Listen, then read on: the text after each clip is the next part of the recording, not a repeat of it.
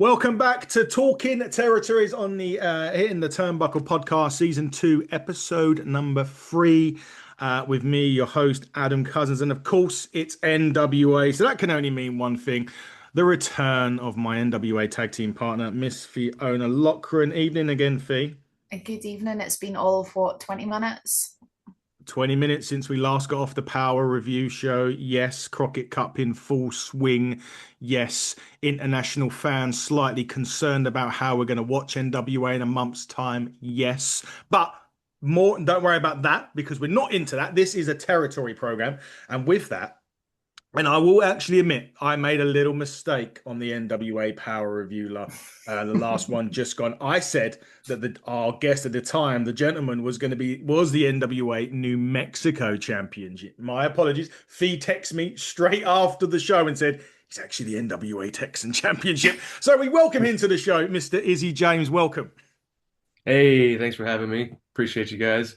The NWA Texas champion, not New Mexico. Yes, thanks for Well the corrected. thanks for that, Yeah, Izzy. Look, you are the that's what the NWA. belt says. That's what the belt Oh, says. nice. I like There it. it is. Obviously, congratulations for that. Thank you. When you win a championship with the three letters NWA next to it, just how, I wouldn't say do you feel pressure, but just how proud are you with the fact that you've got a championship with those three letters assigned to it? Extremely proud. It's for me, I think it's something a little bit more personal than just career wise. Mm. Uh, Growing up in Texas, I was born in '88, so I got to see the last days of the WCCW, World Class, and Global Wrestling Federation at the Sportatorium. So I grew up seeing NWA talent and seeing future WWE talent, and so many guys came through that door. I was very lucky with my mom being a wrestling fan to introduce me to wrestling so young.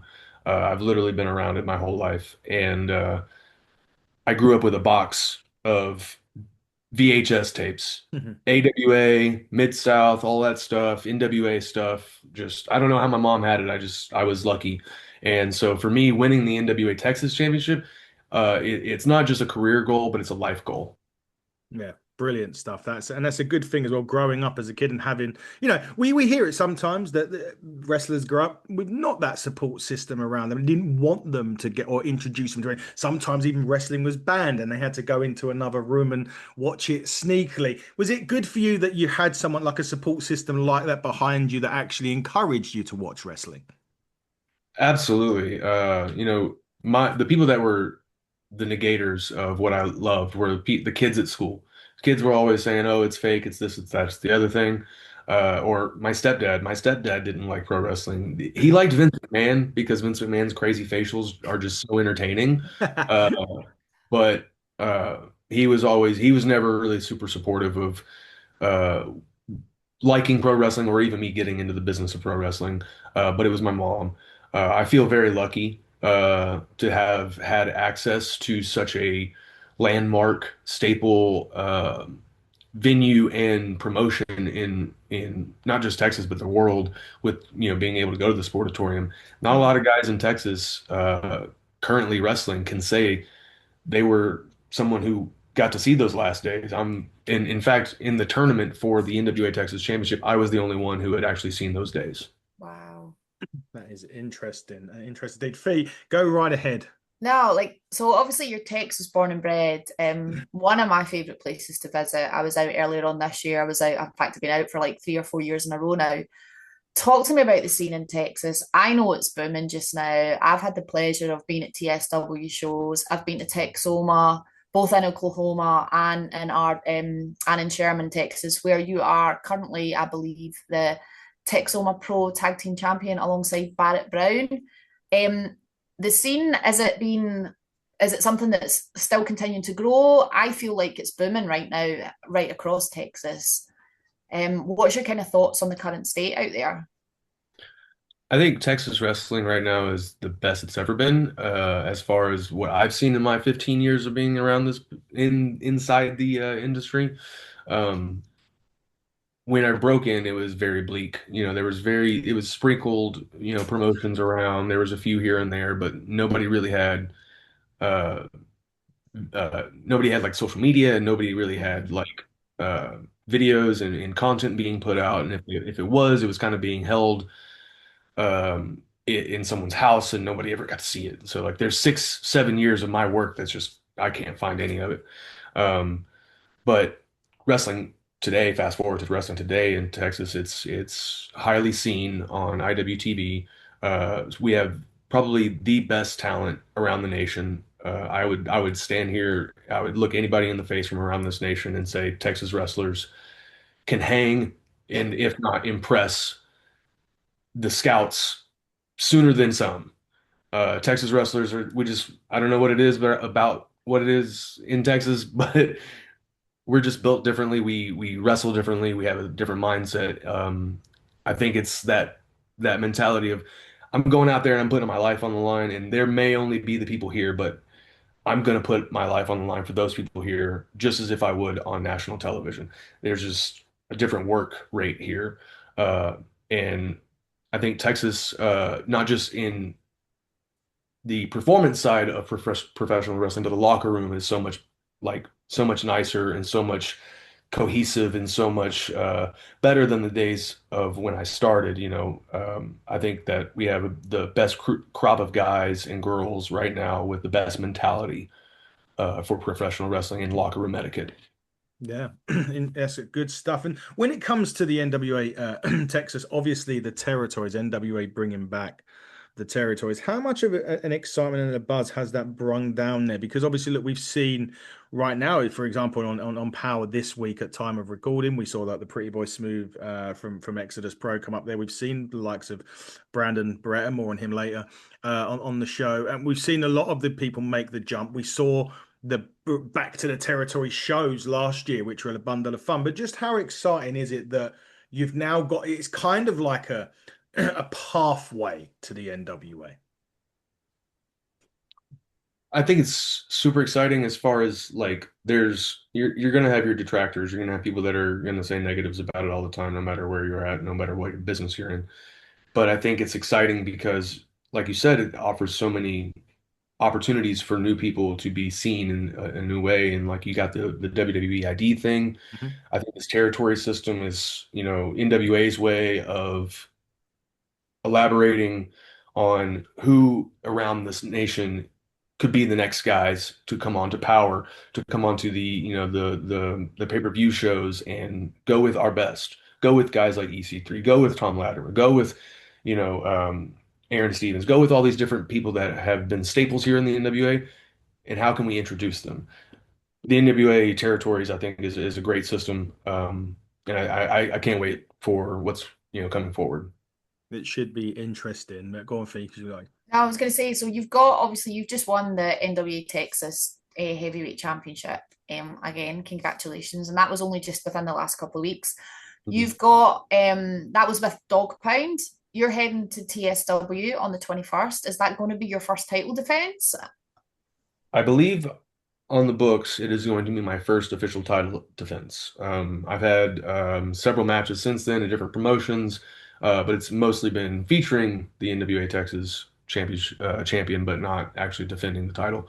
So it'll be exciting to actually put the title on the line and show uh, why they put the belt on me and why I'm the perfect person to build this territory around. quite an interesting you mentioned that because now would be probably the best time forever to say. So apparently you called, I don't know if you called out Exodus, but you said something.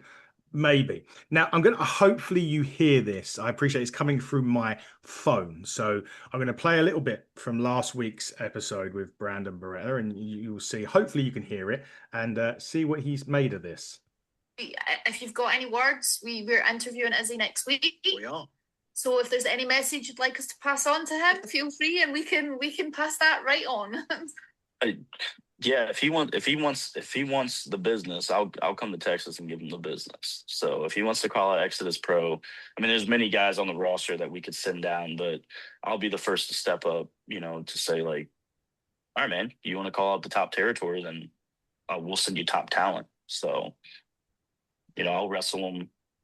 I'll give him waist lock after waist lock after waist lock, and we'll see if that Texas championship stays around his waist, or I'll just bring it back to Cleveland. There you go. That was That's the fight and message. talk. Fight and talk for Brandon Barretta. But I feel like, Izzy, look, I'm that shaking was in my little impromptu snake last boots. week.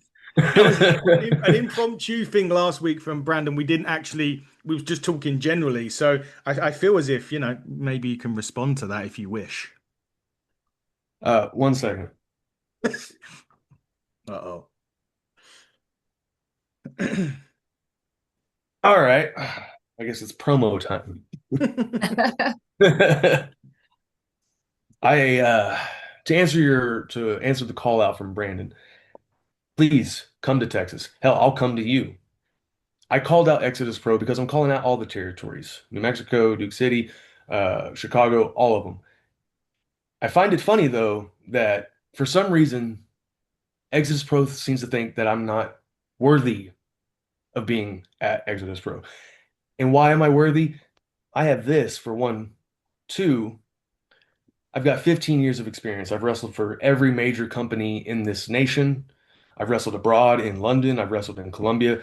I've got I've got WWE legends and other talent that I've wrestled who can vouch for my work rate, who could vouch for what Izzy James stands for and what Izzy James is. Exodus Pro can send me whoever they want, or I'll come to them. But if they come to me, just know that I'm going to send them packing with their tail between their legs and a scar across their face that says Izzy James was here. There you go. Exodus Pro, you've been put on notice. Well, to be fair, you've not necessarily been put on notice. The Texas champ did get called out, and he's just rebutted that call out from Hey, Brandon. if he wants to give me waist lock after waist lock, that's fine. All it takes is one kick to the head, one snake bite, and you're going down. That's it. There you go. 1, 2, 3. Snakebite was a very, very dodgy drink over here in the UK. So, I can vouch for that in us. I am going to keep my eye out on this one. And this is why I love the territories, the fact that you can move around with the championship and put them on the line. And now you'll be able to go Exodus Pro, you'll be able to go to KFW or to JCP or wherever and put that title on the line. And likewise, the guys will be able to come down to Dog Pound or TSW and do exactly the same thing with their belts. So it must be a really kind of exciting time for all of you involved at the moment. Absolutely, and they have so many great talents there, like Brandon Jaguar, the champion. You got PB Smooth. There's so many guys over in that territory that they could send down to not only work with myself, but the rest of our talent here in Texas and expand our locker room, expand our horizons. Those doors only open up so many more, as long as you show out and you show up, or when you show up and you show out. Yeah. Talking about expanding the opportunities and stuff, I was actually just having a wee look at TSW before. Again, like I said earlier, I've managed to get to a couple of their shows and they've always been great. I've seen you wrestle there. I've seen you wrestle at Texoma as well. But we've just seen that TSW are actually starting to air on TV channels starting September, I think it's mid-September, right across Texas. Again, that's going to be great for all the talent there, I presume, if you're going out on kind of terrestrial TV channels for the whole state to get eyes on the product and see new faces and learn about new people. Yeah, it's going to be a good expansion for us as far as TSW goes, because I feel like the last year, 2 years, they've kind of just they've been seeing how this relationship was going to go, how this business partnership was going to go, how this new promotion was going to work, and if there was going to be interest. And there's been a lot of interest, and so now we have the TV to back it up. And as someone who's worked on national television or wrestled on syndicated television for the last 6 years with Reality of Wrestling, TV wrestling is a different animal. I love independent wrestling. I love being at those shows where it's nitty gritty. It's kind of an underground feel, but production makes pro wrestling seem so much larger than life when you have such crazy, really good production. And as a production major in college, I value that a lot. And I think fans that are going to be seeing TSW for the very first time are going to go, oh, this is in Texas. This is just down the road over here in Forney or just south of Dallas or west of Dallas. I can't remember, in that area. But like, people are going to be surprised at what we offer, and they're going to be coming and sitting in those seats very soon.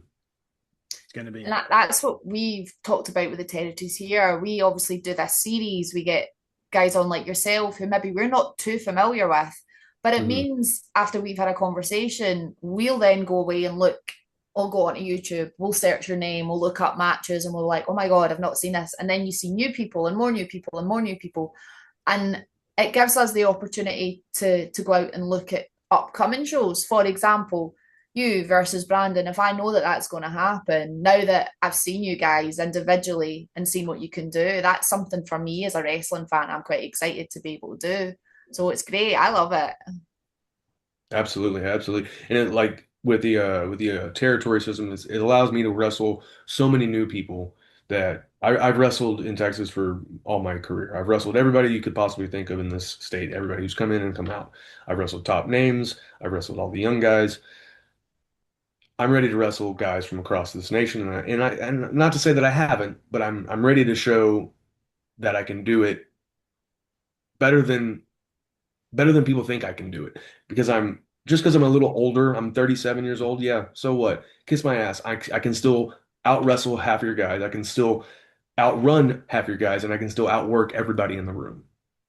Yeah, definitely. So, Izzy, before we start to go to the second part and learn a little bit about you training and stuff, I'm going to just cut away and start asking a few little random wrestling questions to you now. Yeah. We should be fun. Have So them if all. what's now, I don't want a specific like year or anything like that, but what is your favorite pay-per-view that when it's announced, you're always watching it regardless of, it's just the one you always look out for? Um, Everybody's big on WrestleMania. Everybody loves WrestleMania, as do I. But SummerSlam was always one of my favorites. I had to always watch SummerSlam growing up. I think it would have to be SummerSlam, either 96 or 97. Um, that or I would have to say I think my favorite pay-per-view is Starrcade. I think it's 96, where it's the World Cup. It's WCW versus New Japan. It's one of my favorite pay-per-views. It was like I got introduced to Liger and so many different wrestlers from, Tensan or Masahiro Chino. Like I got introduced to so many guys that I didn't know existed, and then that opened my horizons from that point forward. I love that pay-per-view. Interesting. I'm definitely a Rumble fan for me. That's the one that I always, mainly because you don't always know what's going on. Fee, what's your one that you always kind of look out for? It's Rumble for me. I don't know. I just like the excitement of it, and you never know who's going to show up. Well, previously you didn't know. Before social media, it was great because you didn't know. Now the shine's kind of been taken off it a little bit because you're getting that, oh, so and so's appearing, so and so's appearing. Now, when I grew up, we didn't have any of that, so it really was a surprise. But I still get a kick out the countdown and stuff on it. It's always fun. And now we get two because there's a men and a women's one. Exactly. Next question is your wrestling your top three favorite wrestling theme songs. Top three favorite wrestling theme songs. That's a good question. I haven't been asked that one before. I would have to say, I think my favorite number one might be Randy Orton's. Yep, it's good. It's such a good song. I have it on my Spotify playlist. It comes on when I'm in the gym, when I'm driving. I love that song. The Hardy Boys, the drums, such a good. I really liked their very first one when they were with, I think they were still with the Brood. It had like more of a club house feel to it.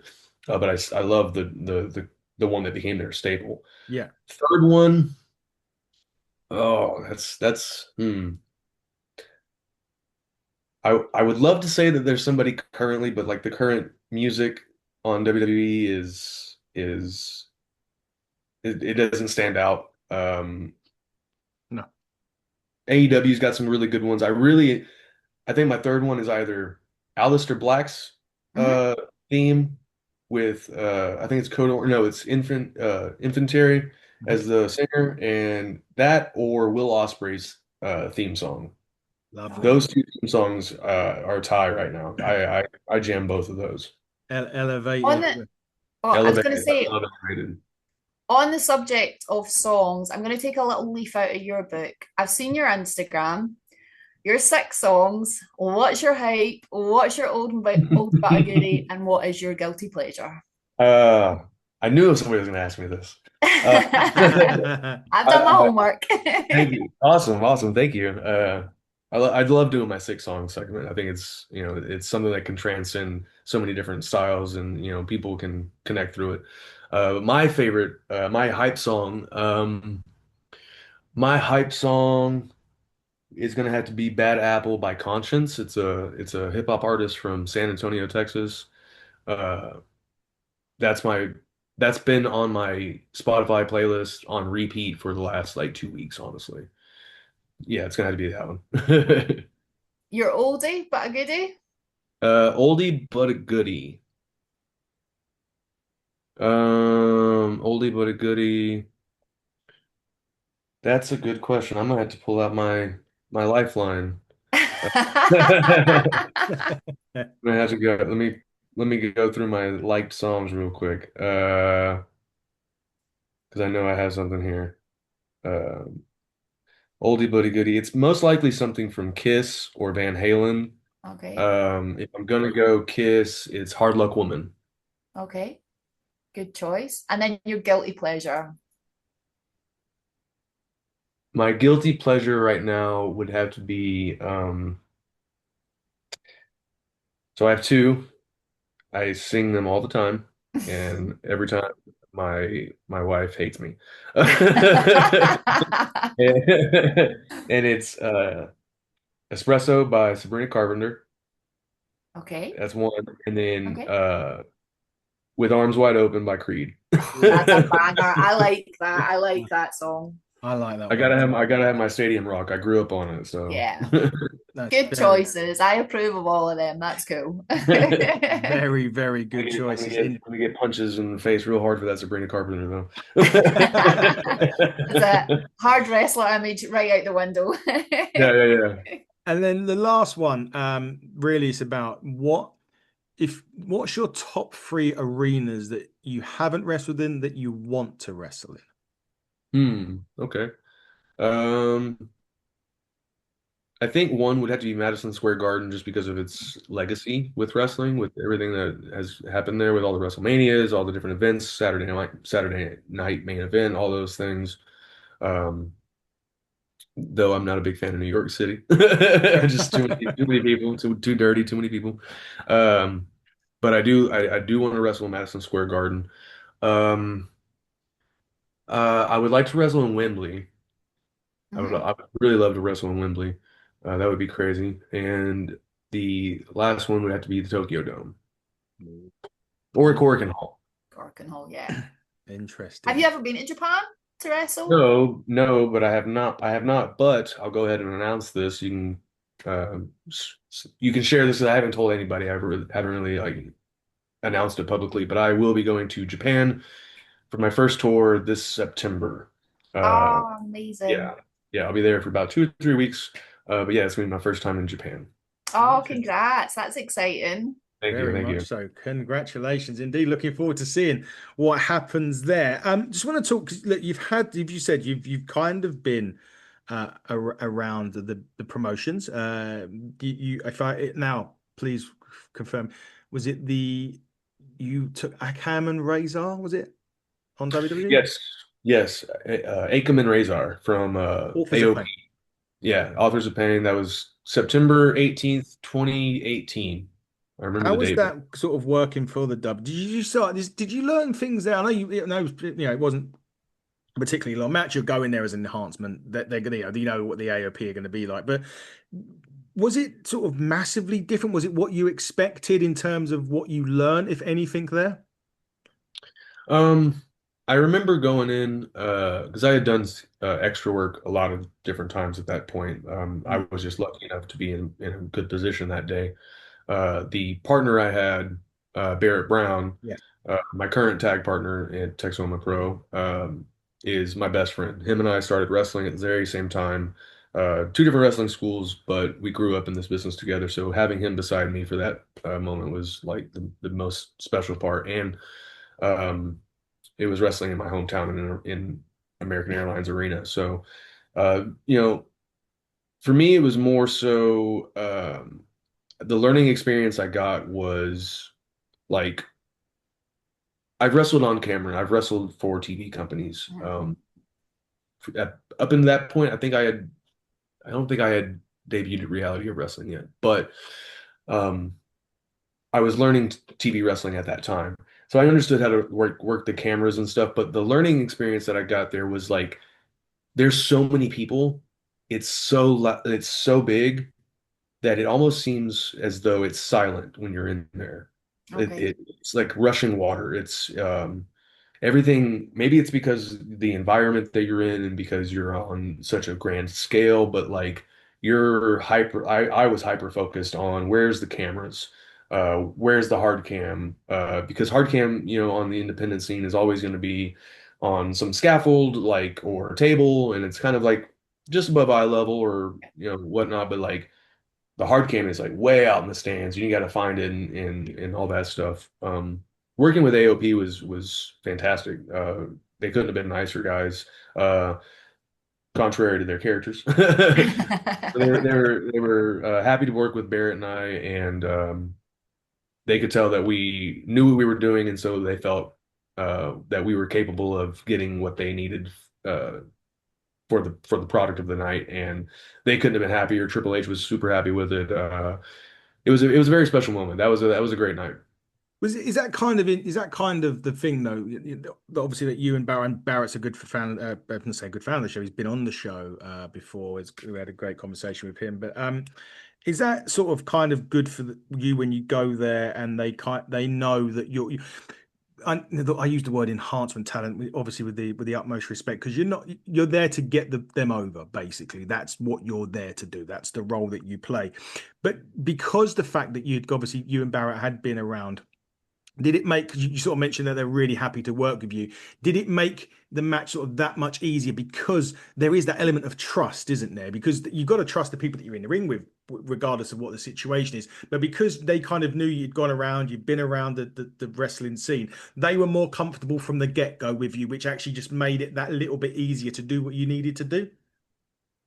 I think it was our demeanor. Mm. Whenever you're backstage you're about to go out on national television and probably in front of the most people you've ever wrestled in front of. For a lot of us, that are doing enhancement talent. But I remember we were calling the match with AOP, and they said, "Man, these are like the best extras we've ever had." And that's a direct quote. I'm not trying to like stroke my ego. It was a direct quote from, I think it was Razor, but they were extremely happy because like they could just tell by our demeanor, like we weren't confused, we weren't asking a bunch of questions. Like it was very straight to the point. Like you need this from us, that from us. I need to be here, and this is what the finish is. Like they were like that's all they needed to that's all we needed to like worry about. We weren't like trying to go into business for ourselves or being super nervous or they didn't. I think they were confident by the way we conducted ourselves backstage that going out in the ring with us was going to be an easy night. Yeah, was that the same kind of thing that when because you had a few matches for AEW, a Nightmare Family, I think you had Big Bill, and there was one more. Forgive me, I can't remember the third one was. Dustin Rhodes. Dustin, thank you. Was that the same Another kind of good Texas boy. yeah? Was that the same kind of feeling there that everyone was sort of comfortable with the way you were working, and you had that sort of as you said, a demeanor there, which made them realize this is going to be what I'm saying, like a day off in a lot of senses because of just because of the person that you are. I remember, so it's been a couple years since I did the six-man tag. It was with Cam Cole and Chandler as my partners, and I know those guys very well. So like the three of us were just comfortable in the ring. I do remember that Colton Gunn and Billy were pretty positive with what we were doing. I think Brock was a little apprehensive still, but he was very new to wrestling at that point Yeah. in his career still. So I know that's what I remember from that experience. Then the tag match was super easy. I know Lee Moriarty. I know I've met Bill before, so it was also just kind of easy, talking about what's needed to be done with those guys. And then with Dustin, it was actually very interesting that day because I was walking to take photos and I was told I was going to be wrestling Dustin that night by Dustin. And we've only like crossed paths and like introduced and like talked a little bit. We never really like were buddy buddy, super, Mhm. had long conversations or anything like that. And we put the match together. He asked me if I wanted to put anything in here or there, and it was, for 30 seconds, all I need to know is what does the company need from me? That's what I'm here to do. Mm. And Dustin was extremely happy with it. He had said that he had been watching my work for a long time and wanted to wrestle with me, and so he was pleasantly he was more than pleasantly surprised and happy with the result of that match. Oh, that's great, especially coming from someone like Dustin with the legacy and everything that he's released. Yeah, and that for me, that's another big full circle moment in my life because I have photos of my mom at the Sportatorium with Dustin Rhodes, um, and photos of me with my mom also at the Sportatorium, and then I have a photo with Dustin Rhodes after we wrestled. So I'm working on a little project where I put those two photos up next to each other on the wall somewhere. That'd be great. That's pretty cool. That's quite a nice little kind of memento to have, isn't it? Yeah, very much so. Yeah. Go on, And I keep a wrestling diary. Like I have notes of all my matches, and I have everybody sign it and stuff after the matches. And I asked Dustin if he would sign it. Those other two matches are in those books as well, the AEW matches. And Dustin was more than happy to sign it, and he left me a little note in the book. I won't share that, but that was no, it's very special, very special. that's Good brilliant. stuff. That is good. As a wrestler, obviously you're continually evolving and always learning and trying new things. Do you still keep an eye on like the kind of big companies fairly regularly to see what's going on and look at the talent that's coming through, or do you not tend to watch so much of it? There was a period in time where I didn't watch wrestling like regularly. I Mhm. think like at some point when you've been wrestling as long as I have, and you just feel like your time's passed up or whatnot, you eventually get bitter at some point. But somewhere along the lines, I found my passion and my love for wrestling again in the last like couple years, and I keep up with WWE, especially with the change in management, the Mhm. storytelling. I'm a big fan of the current storytelling. I called the R-Truth stuff. I totally called it. Right before the pay-per-view happened, I was telling the boys in the locker room, this is going to happen, that's going to happen, the next thing's going to happen, and all those things happened. So I fantasy book again, which I Did you wasn't doing. just to interrupt, did you have the hair cutting in as well? Yes, I Did you had the haircut. Oh, I no way. Mine was a little different. He was going to come back and already be fully shaven, but he was going to not have the hair anymore, and he cut it off on Monday. And I was like, "I told you, Matt. I told you." Is, that Yeah, I definitely watch. I'm a big Will Ospreay fan, so I'm constantly watching AEW. Um, when I can, I can't watch it all the time, but like I'll watch like a special event like Fighter Fest, or I'll watch. Um, the pay-per-views when they do them, especially if it's a crazy match that Hangman's against like Swerve or Hangman's against like Osprey or something like that. I gotta watch those. NWA, I've been watching NWA for a while. I stopped for a little bit because like it changed over to Billy at some point. Um, and I had worked for the previous owner of the company, Bruce, Yeah. back in the day. But I had stopped for a minute, but I had been watching it again lately, especially when I started, doing more work with Rodney Mack and Mhm. Jazz down here. So I've been keeping up. I've been keeping up and watching to see what's ahead of me because I want to come to NWA Power. I want to be one of the mainstays on the company. I want to see this belt turn into the NWA World Championship one day. no. Good Tom stuff. Tom Love Lat to Tom. hear it. If you want to bribe Tom Latimer, by the way, just give him some Galaxy. Yeah. Hey. Anytime I come over, I bring British chocolate over for him, and he's like, "So yeah, Galaxy chocolate. Yeah. I'll send you some out, and you can just be like, look what I got you." Yeah, send me a care package. I'll give him for that, and then him and I can go into the mosh pit and throw hands.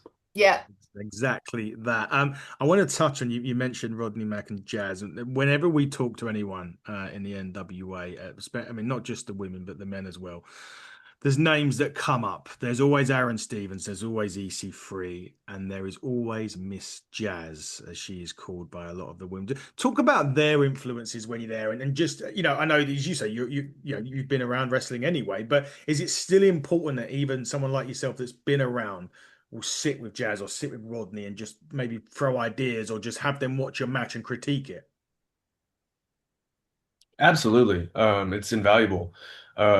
I was very lucky to meet Jazz and Rodney very early on in my career. I remember the first time I wrestled Rodney was somewhere in Louisiana, and I had an idea for a spot or a moment that I wanted to do, and I was like, he's gonna hate it. He's gonna absolutely hate it. He's gonna think I'm the worst wrestler of all time. He's gonna just shit all over. Sorry. He's No, it's gonna, fine. he's gonna Okay. He's just gonna hate me. And I called it to him and he was totally for it. He was all about it. In the times we've wrestled since then, he always wants to do that same spot. So It uh paid off. yeah, and so he got to see they got to see me, Jazz and Rodney got to see me from, being, this kid who started in a backyard learning with his misfit friends, who was 125, 30 pounds when he started wrestling, to being, a staple in the state of Texas for a long time, to now being, what I call myself the best in Texas. And I think he saw that evolution. And when I started on this campaign that I'm the best in Texas, he was fully for it because he believes in my hustle, and he believes in my progress in this career. And so I'm so happy and grateful for any chance that I can sit there and talk to Rodney and throw ideas out, um, brainstorm any stories we want to tell, or just pick his brain. Jazz as well. They're just a well of knowledge. Yeah, they certainly are. I'd love to sit in a room with people like that and just listen and just be a sponge. I think that's the word we use over here, Fees. Just Yeah. sit here and be a sponge. Last question from me, Izzy, before I leave it to Fiona. Unless, Fiona, do you have another one in mind No, before? I'll let you fire ahead. It's all You let right. me fire ahead. Great. So last question for me. You've mentioned Latimer as a name in the NWA that you'd like to wrestle, but if that opportunity arises and you did get moved into the NWA, who else does one have his eye on? Uh, the Prince of Old School, Colby Carino. Oh, I got to yeah. go up against the old school Prince, man. Alex Taylor. Him and I had a little run in at somewhere in Mississippi. He wasn't wrestling, but no, he was wrestling. We were in a triple threat match. Him, me, and Eddie Martinez, another Texas guy, and we tore the house down. So I got to go in there and I got to go up against the best that NWA's got. And it's Colby Carino, it's Alex Taylor, it's Kerry Morton. Him and I have also wrestled in Texoma Pro, and so I want to run Mhm. that back. There's so many guys that uh, are putting in really good work. There's guys that I've seen around for a long time, like Colby Carino, that I wanted to wrestle them 10 years ago. Yeah. And now I feel like it's more than capable of happening than ever. I'll throw one more name at you from NWA that I'd like to see you wrestle. Spencer Slade. Ooh, Spencer Slade, that is the definition of an athlete right there. Yeah. Uh, I've seen him at TSW. I've seen him at NWA when they've done events here. The guy is just he's cut from stone. The guy's Mm, in insane shape and just he's a throwback. I think he's a really good throwback to what wrestlers used to embody as far as like their physical look or the things that they did in the ring. So I would definitely love to wrestle Spencer Slade. Another one I have to throw out there, and it's my boy Mims. I got to go up against Mims. Ah, Bims. We Big love him. Sean Mims, baby. yeah. We do love He's a him. changed man these days with G's in his corner. He is. Yeah. Yeah, definitely. Hey, you can throw hands with me, and I'll change them right back. That's brilliant. Before we start to find out what you've got coming up, Izzy Fee, of course, look, this is the NWA stuff. This is all you. This wouldn't be on the program if it wasn't for your good self. So you always get the pleasure of the last question, and last week's one was pretty special. So no pressure, but you're going to have to do it again this week. No pressure. This one's not too bad. I stole this from someone else actually, so I'm just gonna be honest about that.